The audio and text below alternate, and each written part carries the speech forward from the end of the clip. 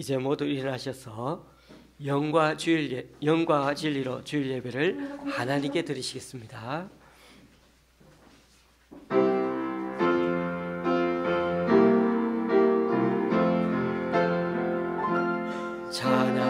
찬양하라 내 영혼아, 찬양하라 내 영혼아, 내 속에 있는 얻으라 다 찬양하라. 경배하라 경배하라 내 영혼아, 경배하라 내 영혼아, 내 속에 있는 너들아 다 경배하라. 감사하라 감사하라 내 영혼아, 감사하라 내 영혼아, 내 속에 있는 것들아 다 감사하라.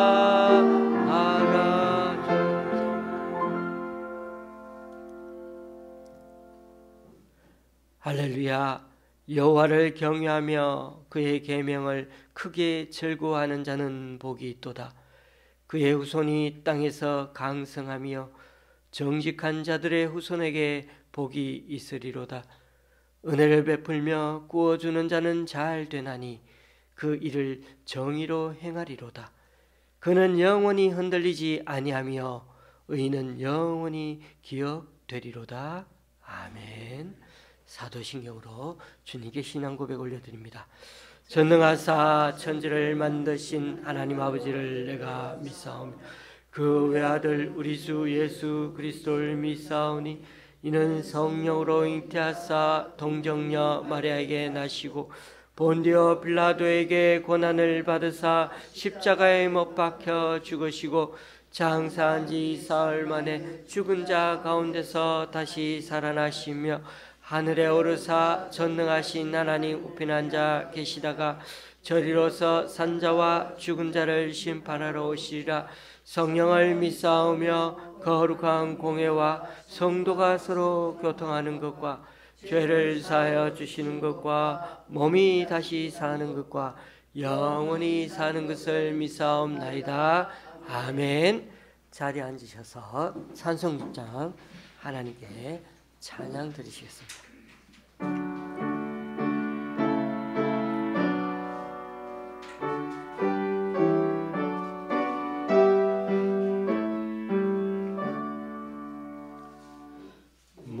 목소리 높여서 주 찬양하여라.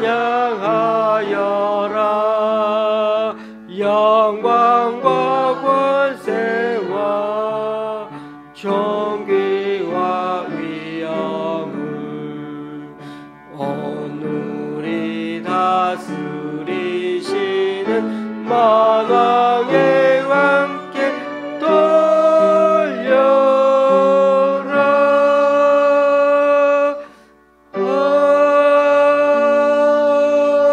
아멘.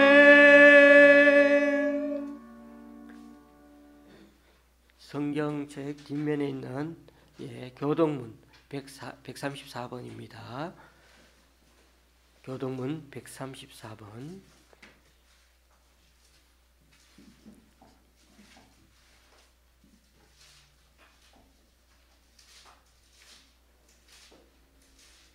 (134번을) 교독하시면 되겠습니다. 내가 받은 것을 먼저 너희에게 전하였노니 이는 성경대로 그리스도께서 우리 죄를 위하여 죽으시고 장사 지낸 바 되셨다가 성령대로 사흘 만에 다시 살아나사 게바에게 보이시고 후에 12 제자에게와 그 후에 500여 형제에게 일시에 보이셨나니 그 중에 지금까지 대다수는 살아있고 어떤 사람은 잠들었으며 그 후에 야고보에게 보이셨으며 그 후에 모든 사도에게와 맨 나중에 만삭되지 못하여 난 자 같은 내게도 보이셨느니라.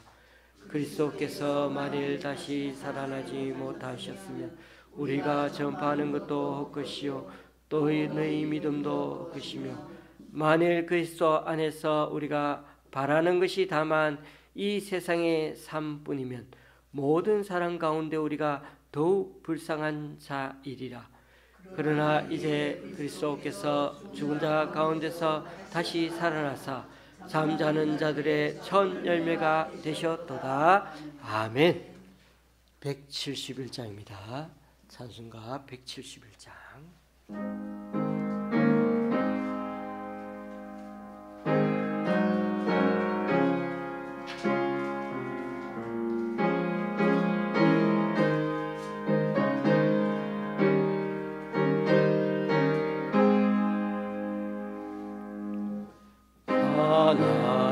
하나님의 독생자 예수 날 위하여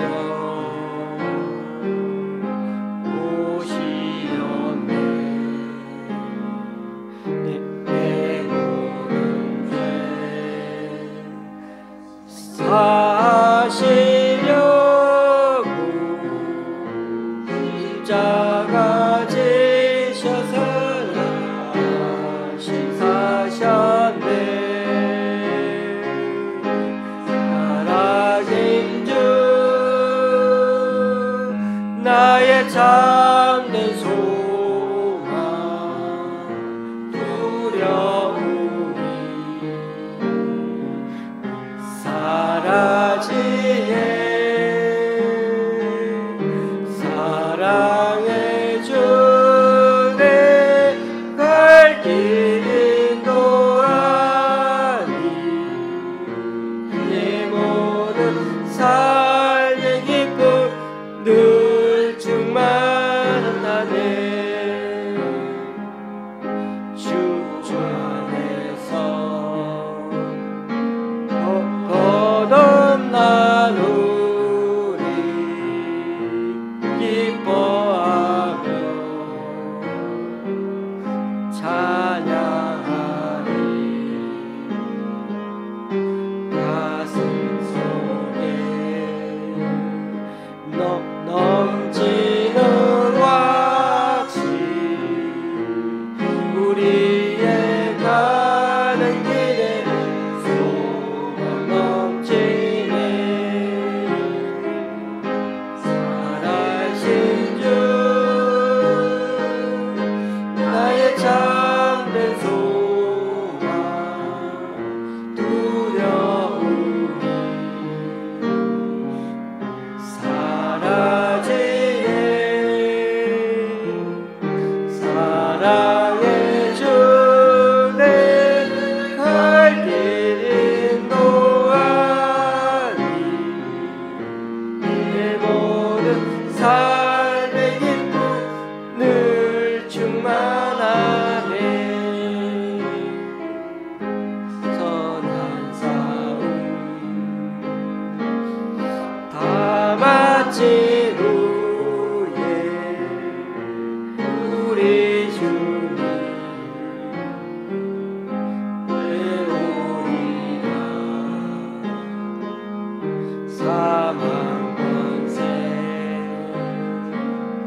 다 물리치고 주님이 다스리니 영광 넘치네. 살아계신 주 나의 참된 소망 두려움이 사라지네.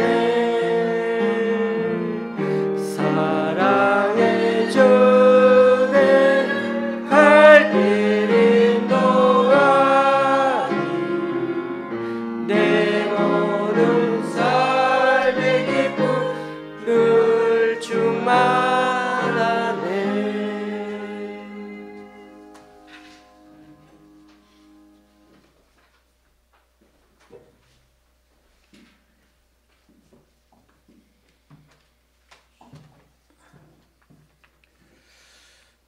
사랑하시는 주님, 은혜와 사랑을 감사합니다. 그동안 항상 저희들을 지켜주시고 눈동자같이 보호하여 주신 주님의 은혜를 감사합니다. 우리는 하나님의 자녀로 인침을 받은 자로서 아버지의 말씀에 순복하며 지키고 행하는 삶을 살아야 하지만 그렇게 살지 못함을 고백하오니 우리의 허물과 죄를 용서하여 주시옵소서.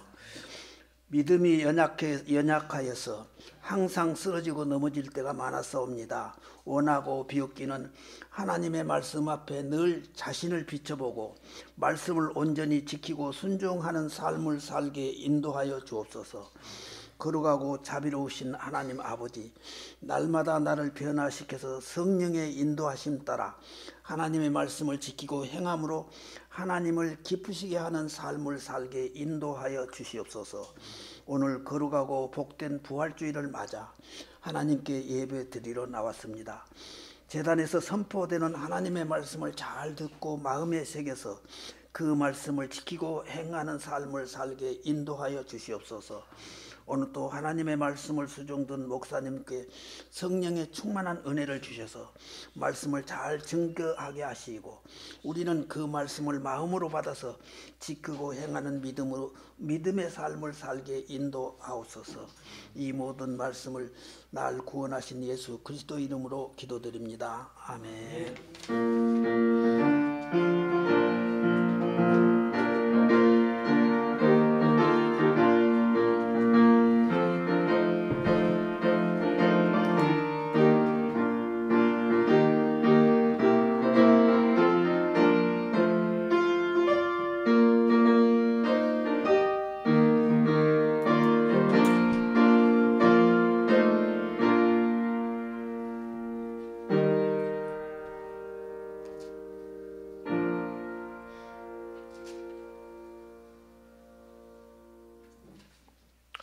오늘 우리에게 주시는 하나님 말씀은 마가복음 16장 1절에서 8절까지입니다. 마가복음 16장 1절에서 8절까지입니다. 제가 가지고 있는 신약 성경은 85쪽입니다.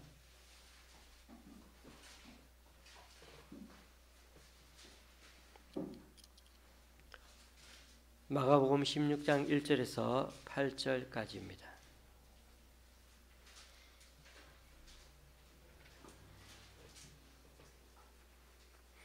교도가실 때 제가 먼저 읽겠습니다.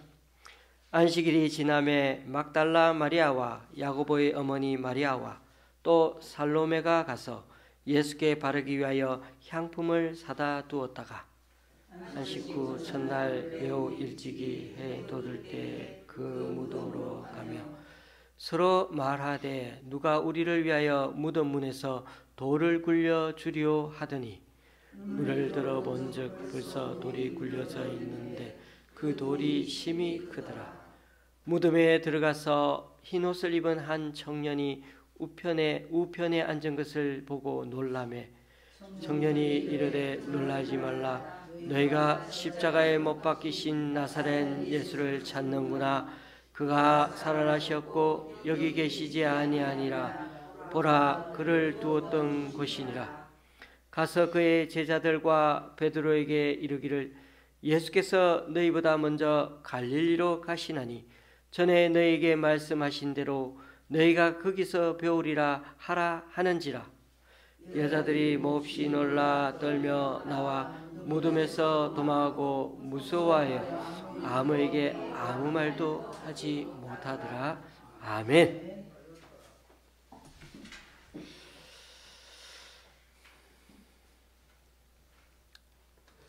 할렐루야. 오늘은 부활주일입니다. 부활절은 우리 교회 다니는 사람에게는 아주 중요한 절기 기념일이죠. 이 부활절을 제대로 알아야 사실은 신앙생활을 제대로 해나갈 수 있다고 할 수 있습니다. 그래서 오늘 중요한 단어 하나가 바로 오늘 제목에도 나오지만은 안식일이 지남해입니다. 유대인들에게 있어서 안식일은 참 중요합니다. 하나님이 온 세상을 6일 동안 창조하신 후에 7일째 되는 날에 안식하셨기 때문에 이 안식일을 기념하고 이날은 그 어느 때보다도 하나님을 생각하며 지내는 날로 그렇게 안식일을 정하신 것입니다. 그래서 일주일에 하루는 하나님을 기념하고 생각하라고 그렇게 날을 안식일을 주셨죠. 그런데 문제는 이 날이 유대인 시간법으로 치면 토요일입니다. 더 정확하게 말하면 금요일 저녁 6시부터 토요일 저녁 6시까지죠. 그래서 통상적으로 그냥 토요일이 안식일인 것입니다. 그러나 우리는 일요일을 안식일로 지키고 있고 우리는 이날 모두 예배를 어느 교회나 가도 그렇게 일요일에 예배를 드립니다. 여러분, 식당에 가보면 이런 문구를 가끔 볼 때 있지 않습니까? 주일에는 쉽니다. 주일에는 쉽니다. 월화수목 금토일 이렇게 요일이 7개가 있는 건 알겠는데 주일은 또 뭡니까? 우리 교회 다니는 사람들은 일요일을 일부러 주일이라고 부를 뿐 실제로는 주일이라는 말은 없죠. 우리 교회 다니는 사람들이 만든 겁니다. 우리 기독교인이 지어내어서 일요일을 점점 주일이라고 그렇게 부르는 것입니다. 그래서 우리 교회에 나오는 달력들은 일요일이라고 표하지 않고 주일이라고 그렇게 써놨죠. 그러니까 그 식당 주인은 하나님을 믿는 사람이고 교회 다니는 사람이란 걸 우리는 금방 알 수가 있습니다. 그냥 교회만 왔다 갔다 하는 그 정도의 사람이 아니라 식당 하면서 하나님 믿는 사람이 참 많을 텐데 그렇게 많은 사람들이 식당을 하면서 교회 다닐 텐데 그 주인은 그나마 자신이 하나님을 믿는다는 걸 세상 사람들에게 용기 있게 드러낸 것입니다. 이처럼 우리는 하나님을 믿어도 우리 인생에 지대한 영향을 미치는 분이라고 믿는 사람, 그 사람이 되는 게 참 중요합니다. 일요일을 주일이라고 말하는 것이 바로 이 부활절의 믿음 때문에 그런 것이란 것, 이 사실을 우리는 바르게 알아야 합니다. 굳이 토요일을 일요일로 옮겨서 공식 예배 날로 정하여 우리의 신앙 태도를 우리는 분명히 하면서 살아가고 있기 때문이죠. 그리고 안식이라는 개념보다는 부활절이라는 그 의미를 여기에다가 기념일로 정했다는 것이, 주일로 정했다는 것, 주님의 날로 정했다는 것이 아주 의미가 있다는 것입니다. 먼저 우리는 오늘 본문을 통해 안식일 개념이 있었던 그 토요일이 어떻게 해서 일요일로 바뀌었는지를 한번 살펴보겠습니다. 오늘 1절 말씀을 보면 예수님과 친한 여인들이 안식일이 지나자마자 예수님 무덤으로 막 달려갔다고 합니다. 이때만 해도 사람들은 다 안식일을 철저히 토요일을 지켰죠. 다른 성경에 보면 이 여인들은 새벽에 또 아직 어두울 때, 오늘 요 말씀에는 첫날 매우 일찍이 해 돋을 때, 해가 막 돋고 있을 때, 그 요한복음에는 아직 어두울 때 그렇게 이 무덤으로 달려왔다고 그렇게 기록되어 있습니다. 오늘 우리는 16장 1절부터 말씀을 보고 있는데 15장 마지막 구절, 바로 앞구절에 어떻게 기록되어 있냐면 요셉이 세마포를 사서 예수를 내려다가 그것으로 싸서 바위 속에 판 무덤에 넣어두고 돌을 굴려 무덤 문에 놓으매 막달라 마리아와 요새의 어머니 마리아가 예수 둔 곳을 보더라. 어디 뒀는지를 유심히 여인들은 봤죠. 그리고 이 요셉은 그 시대의 장례 문화대로 아주 철저하게 그렇게 이 예수님을 묻었습니다. 자, 예수님이 십자가 위에서 돌아가실 때가 금요일 오후 3시경이라고 합니다. 유대인들은 금요일 오후 몇 시? 6시요. 6시, 즉 해가 저물면 아무 일도 해서는 안 됩니다. 그게 그 당시 안식일 법입니다. 장례가 나도 안식일이 지나서 장례를 치러야 합니다. 그 정도로 엄격하기 때문에 안식일 되기 전까지 딱 3시간 남았습니다. 그래서 서둘러 예수님을 무덤으로 옮겨서 염을 해야 했기 때문에 엄청 바빴죠. 거기다가 문제는 누가 장례를 치르겠습니까? 예수님 가족도 다 없고, 제자들도 다 도망가 버렸습니다. 잘못하면 예수님 시신은 객사한 것처럼 아무데나 그냥 바닥에 버려지게 되거나 아니면 그 군병들이 다른 데다가 옮겨 놓겠죠.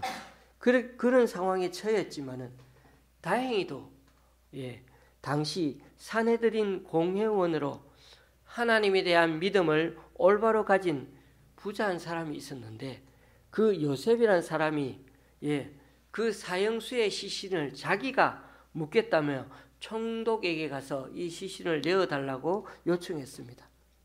예수님은 유대인들이 싫어해서 이 예수님을 사형시켰기 때문에, 사형받았기 때문에 총독은 별로 이 시신을 받으러 온 것이 달갑지가 않았지만은 예수님이 죽었다는 사실을 다시금 확실하게 확인하고서야 그 시신을 내주었습니다. 살아있으면 안 되니까. 여러분 아시는지 몰라도 사람 몸은 2-3일만 지나면 부패해서 몸에 구더기가 조금씩 생기기 시작합니다. 그런데 이스라엘은 엄청 더운 지역 아닙니까?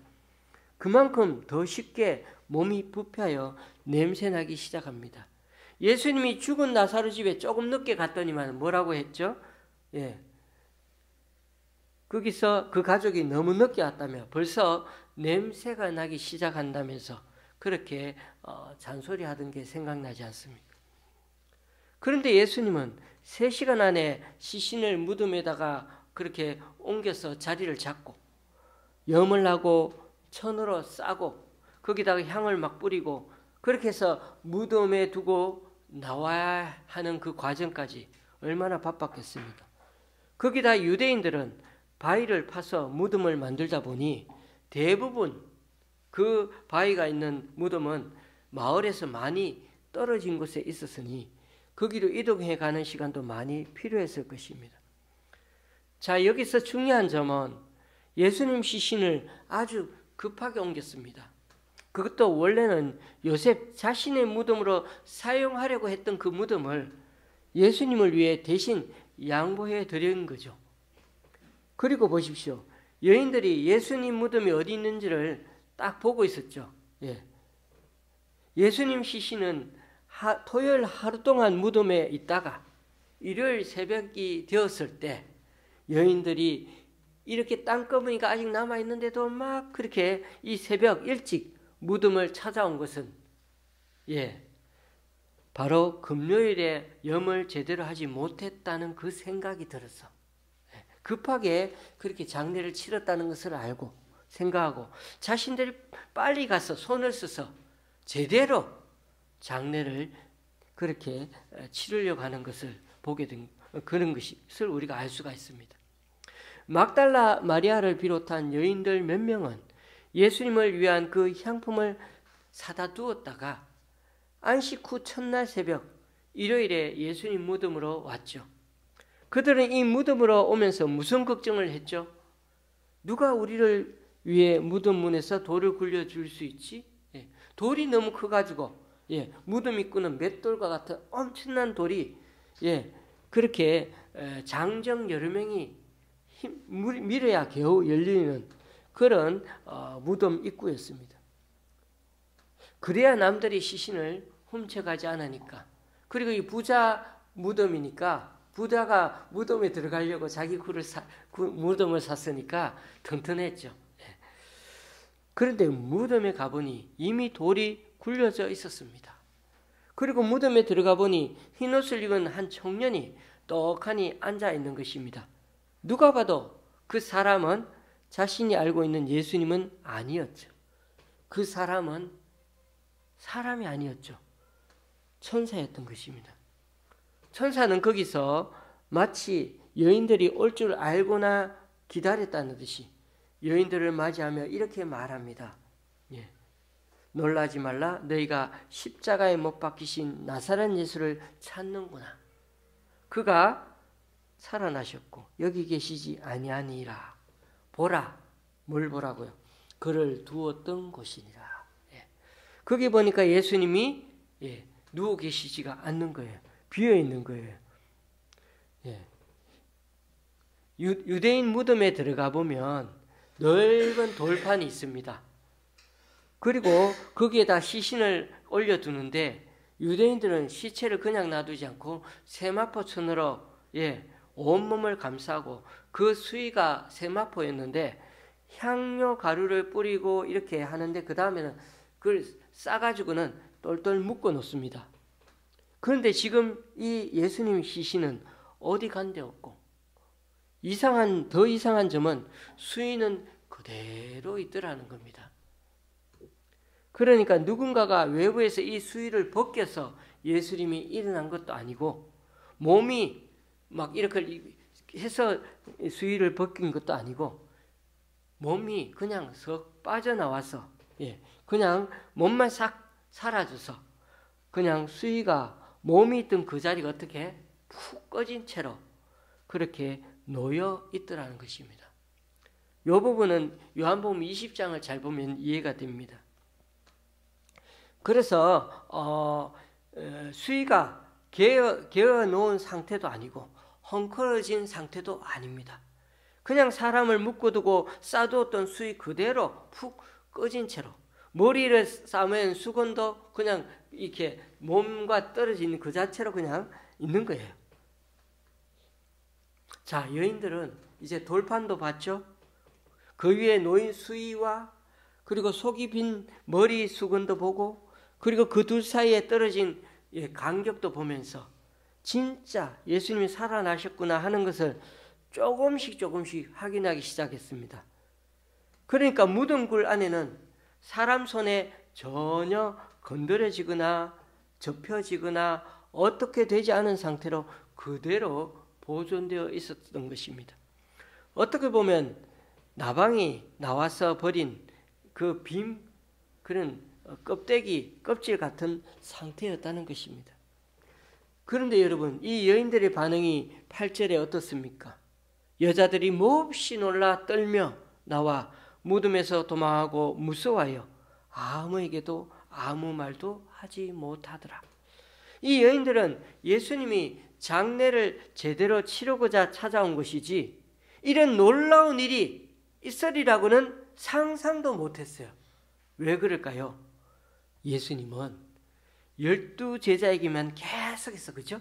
12제자에게만, 자기 제자들에게만 계속해서 내가 살아난다고 했지 이 여인들에게는 말해준 적이 없기 때문이죠. 그러니 이 여인들이 너무 놀라서 덜덜 떨고 다른 사람들에게는 아무 말도 못하는 게 당연하죠. 혹여 누군가가 예수님 시체를 훔쳐갔을지도 모르니까요. 예수님이 살아서 돌아다닌다는 건 상상도 못하는 겁니다. 그래서 이 천사가 누구에게 전하고 제자들에게 너희들이 가서 전해라고요. 예수께서 제자들에게 얘기했던 거, 너희보다 먼저 갈릴리로 가실 거라고 전에 너희에게 말씀하신 그대로. 그래서 예수님은 세 가지를 얘기하셨거든요. 내가 죽는다. 두 번째는 또 부활한다. 세 번째는요, 내가 갈릴리에 가야겠다. 이 제자들 다 들었거든요. 그런 점에서 하나님은 마지막 예수님의 그 십자가 죽음 앞에서 슬퍼했던 이 여인들에게 제일 먼저 부활을 알려주신 것이 됩니다. 그러니 얼마나 감사하고 영광입니까? 부활할 것은 전혀 상상도 못했지만은 그저 그 장례에 대해서 잘 치러드리고 정말 그렇게 예우해드리려고 왔는 그 사람들에게 처음에는 예수님이 사셨는지를 몰랐는데 나중에 그 부활의 예수님을 또다시 나중에 이 여인들이 만나면서 이것이 얼마나 엄청난 일인지를 가장 먼저 경험한 여인들이 그런 축복을 받게 된 것입니다. 얼떨결에 뜻밖에요. 그런 은혜를 경험한 거죠.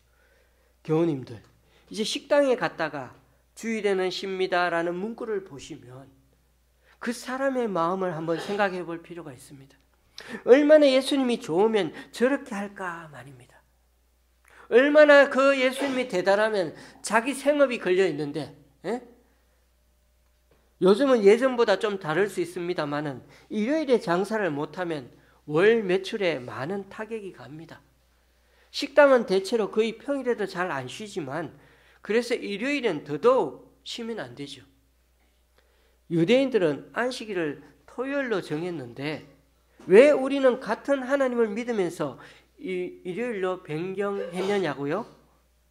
안식일은 하나님이 세상을 창조하신 날을 기념하는 날이고 그런 의미에서 예배하는 의미가 담겨 있었지만은 이 주일은, 주님의 날은 예수님이 우리 죄 위해서 죽으셨다가 그 죄를 다 속죄하신 날이기 때문에 우리가 이 주일을 매주 기리는 것입니다.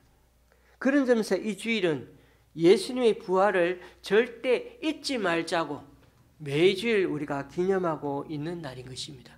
그래서 이 부활절을 우리가 부인하거나 못 믿으면은 우리 신앙은 와르르 다 무너지게 되는 것입니다. 그런 점에서 이 주일도 창조를 넘어서 우리가 다시금 재창조되는 날이 바로 주일입니다. 주님의 날이고 부활절인 것입니다. 예수님이 부활하신 게 곧 우리가 나중에 다시 살아나는 날이 되기 때문이죠. 그런즉 누구든지 그리스도 안에 있으면 새로운 피조물이라.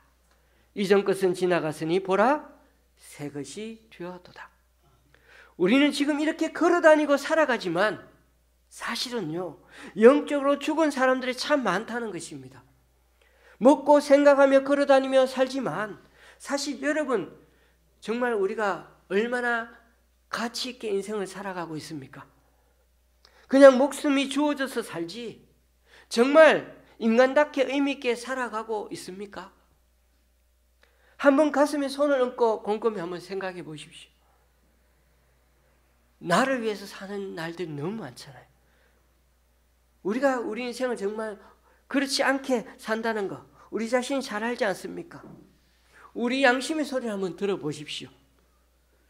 교우님들 그렇게 3년 넘게 예수님을 따라다니고 예수님 위해서는 다 따라 죽겠느라고 외치던 그 제자들은 다 어디로 갔습니까? 그들은 지금 시리에 빠져 있습니다. 예수님이 다른 사람들은 다 고쳐주고 살려주고 했는데 그걸 옆에서 지금까지 똑똑히 봤는데 자기 스승 예수님이 이렇게 힘없이 십자가에 못 박혀 죽으시다니요. 그것도 갑자기 목요일 밤에 기도하러 갔다가 끌려가서는 그 다음날 처형당해 버린 것입니다.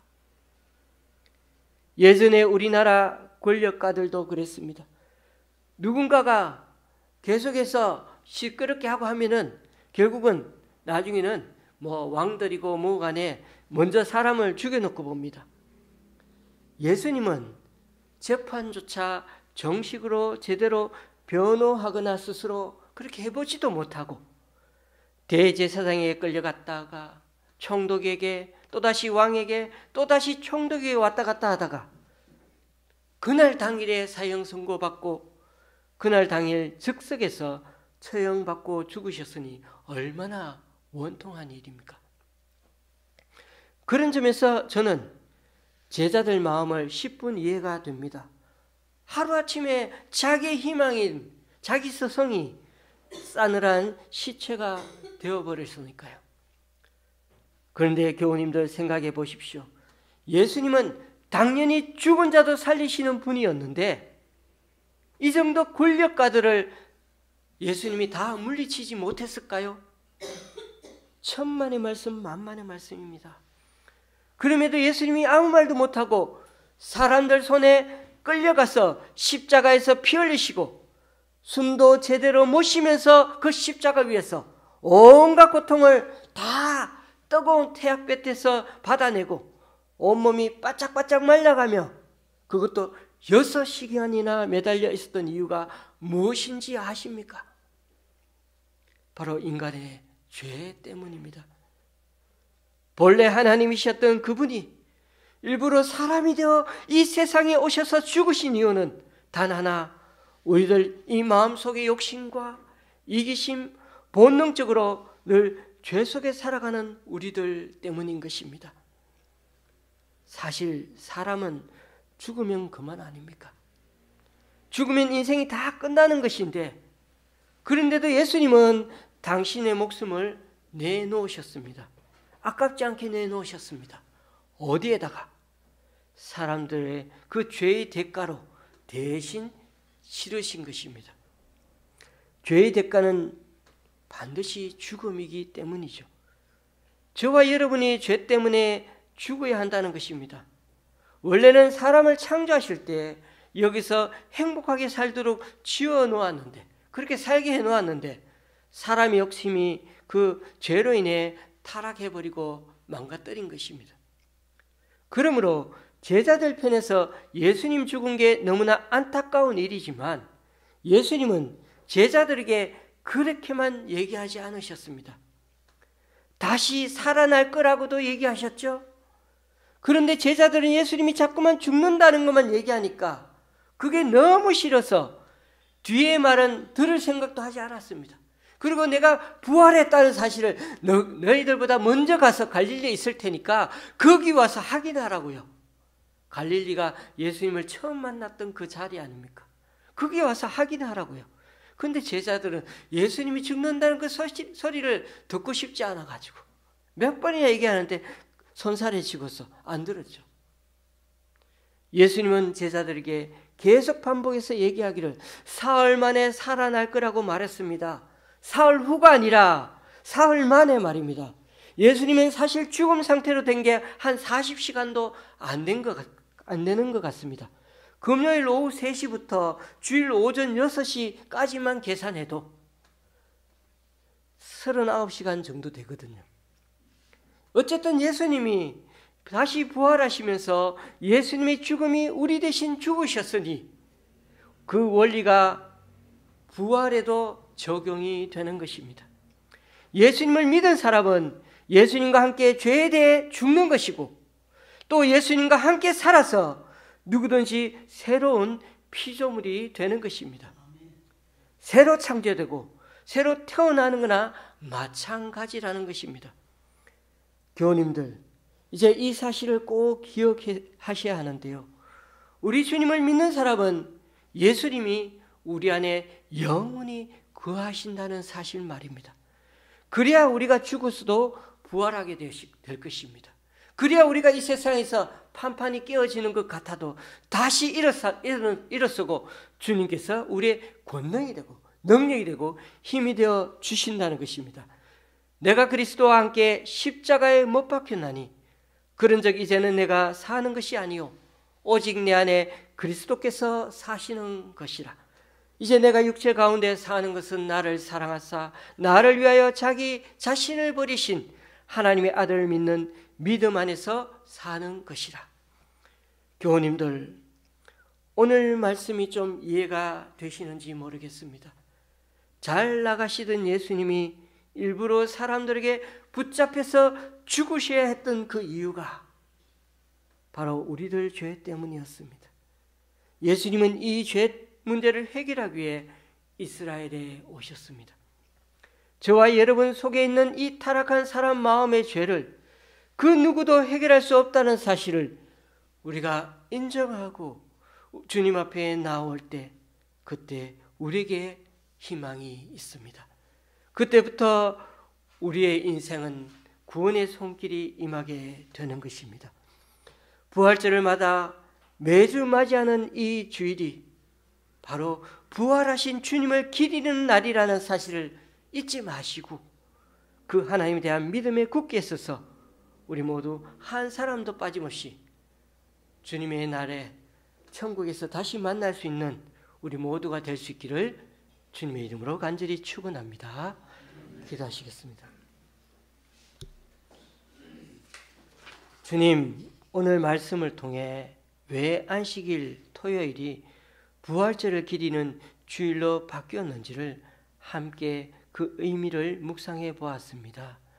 죄로 인해 죽을 수밖에 없는 우리를 살리시려고 2000년 전에 오심을 참 감사드립니다.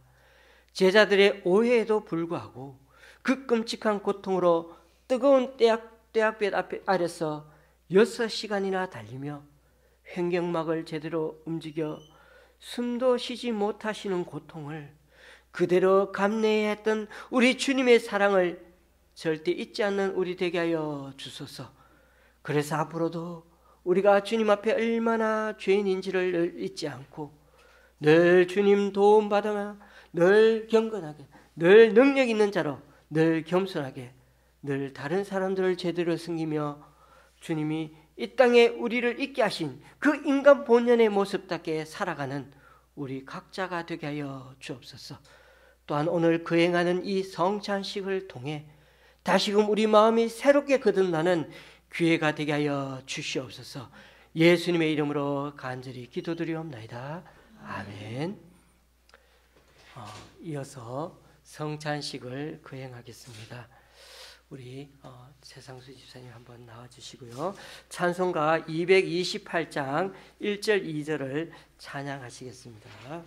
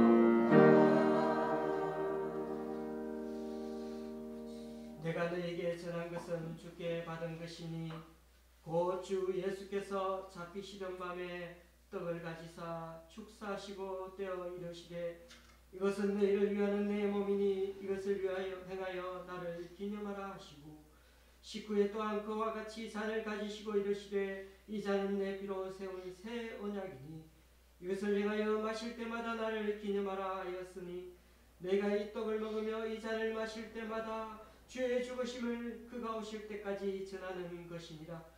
그러므로 누구든지 주의 떡이나 잔을 합당하지 않게 먹고 마시는 자는 주의 몸과 피에 대하여 죄를 짓는 것이니라. 사람이 자기를 살피고 그 후에야 이 떡을 먹고 이 잔을 마실지니 주의 몸을 분별하지 못하고 먹고 마시는 자는 자기의 죄를 먹고 마시는 것이니라.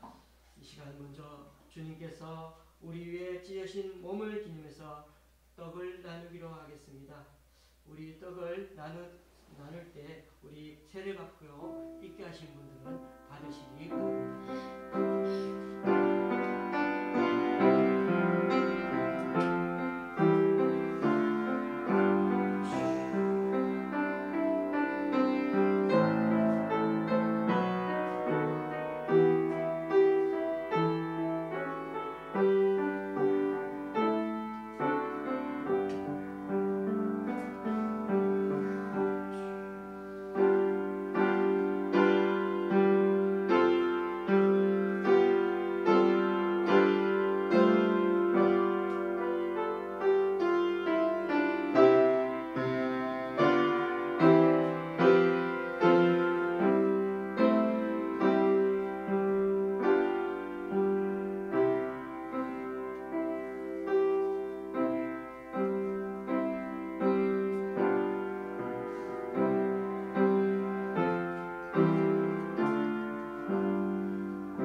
기도하시겠습니다. 자비로우신 하나님, 우리를 구속하시려고 독생자 아기 예수님을 땅에 보내시고 십자가 위에서 친히 그 고난과 수욕을 당하시고 또 돌아가시게 함으로 우리를 죄와 사망에서 해방시켜 주셔서 참 감사합니다.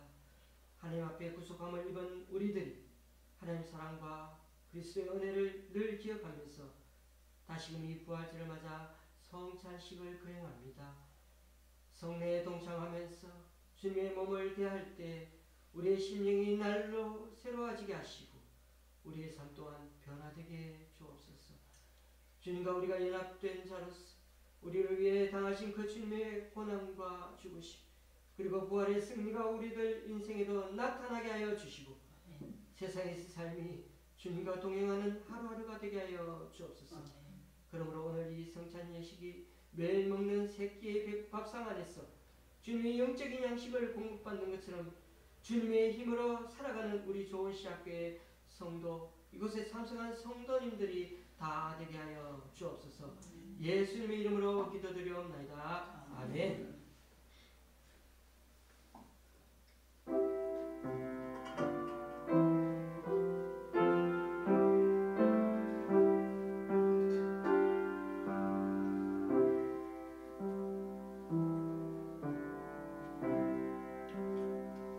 예수께서 이르시되 내가 진실로 진실로 너희에게 이르노니 인자의 살을 먹지 아니하고 인자의 피를 마시지 아니하면 너희 속에 생명이 없느니라. 내 살을 먹고 내 피를 마시는 자는 영생을 가졌고 마지막 날에 내가 그를 다시 살리리니 내 살은 참된 양식이요 내 피는 참된 음료로다. 내 살을 먹고 내 피를 마시는 자는 내 안에 거하고 나도 그의 안에 거하나니 살아계신 아버지께서 나를 보내심에 내가 아버지께로 말미암아 사는 것 같이 나를 먹는 그 사람도 나로 말미암아 살리라. 이것은 하늘에서 내려온 떡이니 조상들이 먹고도 죽은 그것과 같지 아니하여 이 떡을 먹는 자는 영원히 살리라. 이제 우리 주님께서 우리 위해 흘리신 피를 기념해서 잔을 나누기로 하겠습니다.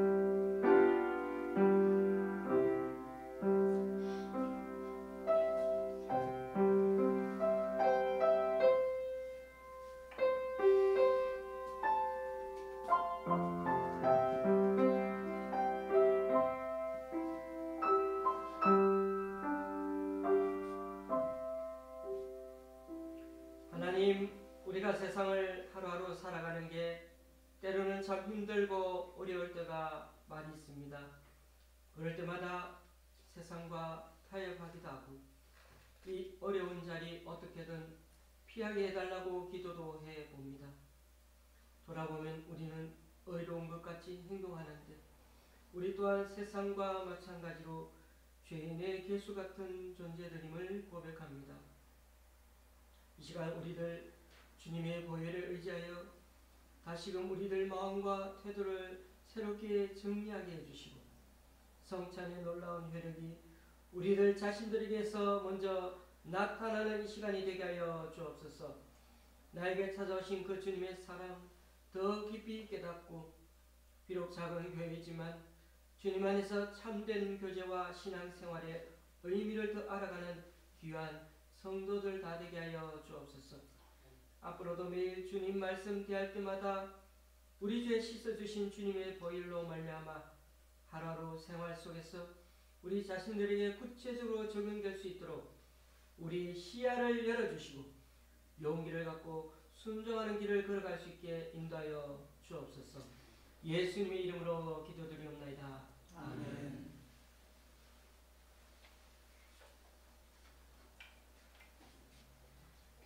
자는 예배석에 올려주시겠습니다. 찬송가 228장 3절 4절 부르시겠습니다.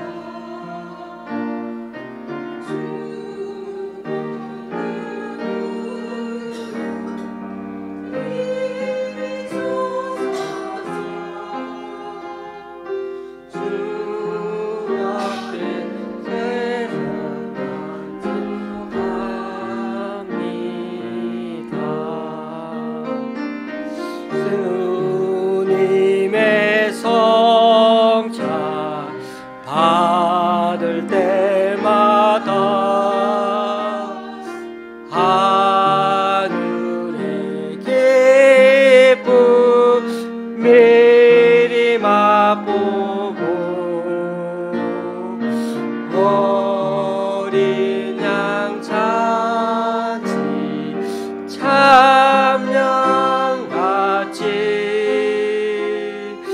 영원한 복을 내려주리.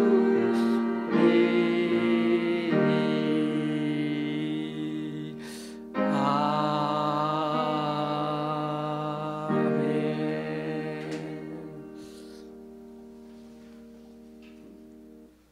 이제 다 같이 일어나셔서 하나님께 예물을 봉헌하시겠습니다.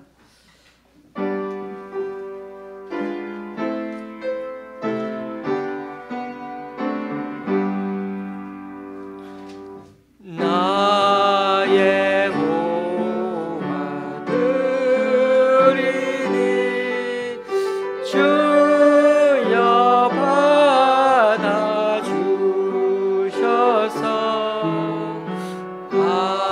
하늘나라 위하여 주 뜻대로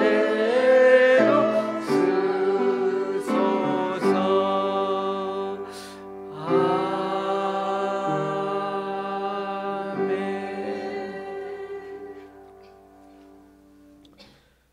주님, 오늘 이 시간 주님 앞에 나와 각자 여러 모양으로 드린 헌금들 기뻐 받아주시고 쓰이는 곳마다 귀한 결실 맺을 수 있도록 크신 은총으로 덧입혀 주옵소서.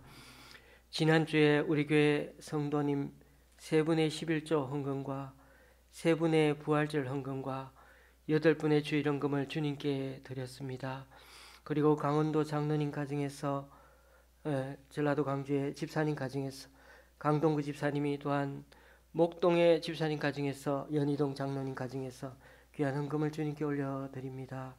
이분들 헌신과 섬김 귀하게 받으셔서 이분들 통하여 하나님 나라가 더욱 확장되게 하여 주옵소서.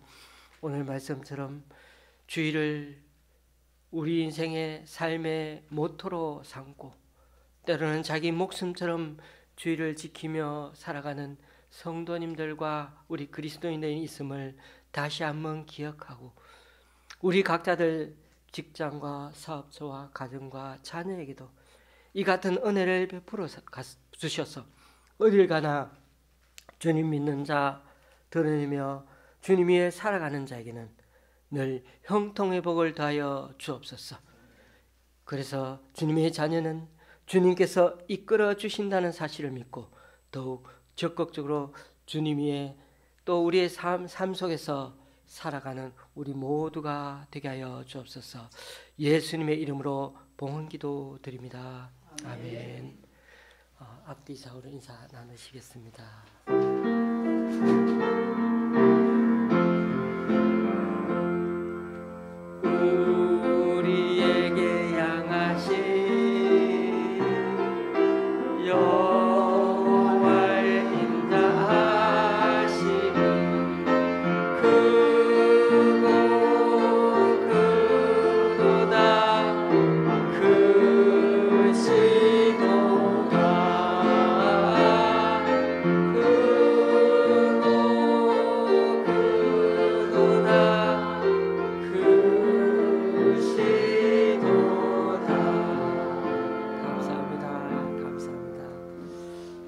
감사합니다. 오늘 이렇게 많이들 오셔서 감사드리고요. 예. 이렇게 부활절에 하나님께 기쁘게 예배드릴 수 있어서 너무 감사드립니다. 식사 맛있게 드시고 특히 부활의 기쁨을 기억하기 위해서 삶은 달걀을 2알씩 가져가시면 되겠습니다. 2알씩 가져가셔서 구운 계란입니까? 구운 계란이라고 합니다.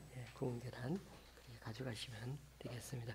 오늘은 아마 이 식사할 때 4군데로 나누어서 그렇게 예전에 하던 대로 그렇게 식사 세팅해서 드시도록 하겠습니다. 찬송가 53장입니다.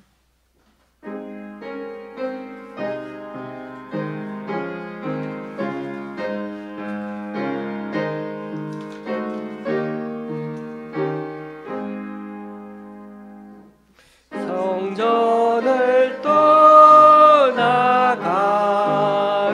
전 머리를 숙일 때 주께서 함께 계시고 복 내려 주소서. 집으로 돌아가는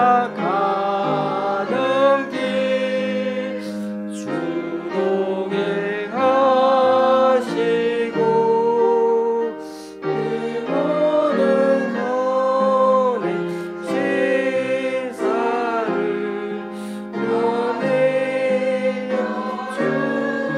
주소서.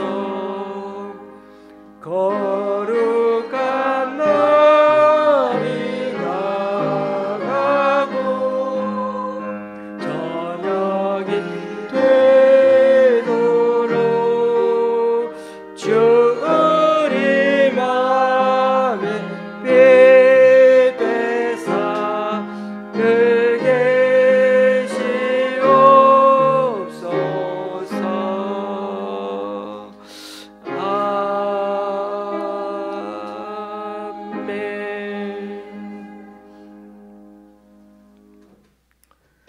그리스도는 이 집의 주인이시오 식사 때마다 보이지 않는 손님이시오 모든 데에 말없이 듣는 이시라. 우리 주 예수 그리스도의 은혜와 하나님 아버지의 크신 사랑과 성령님의 교통 교제케 하심이 2024년 부활절을 맞아 다시금 이 의미를 잘 되새김으로 큰 실패와 아픔을 갖고 살아갈지라도 여전히 우리를 포기하지 않고 손 내밀고 계시는 역전의 명수 주님 손을 놓지 않고 이제는 쉽게 포기하지 않고 부활의 능력 되시는 주님과 함께 앞으로도 믿음으로 살아가기로 결단하는 여기 모인 우리 조은시학교의 성도님들과 그 가정 위에 이 시간 함께 예배하러 온 모든 분들이 또 각자 여러 사정으로 교회에 나오지 못하는 성도님 위에 이제부터 영원히 함께 하시기를 간절히 축원하옵나이다. 아멘.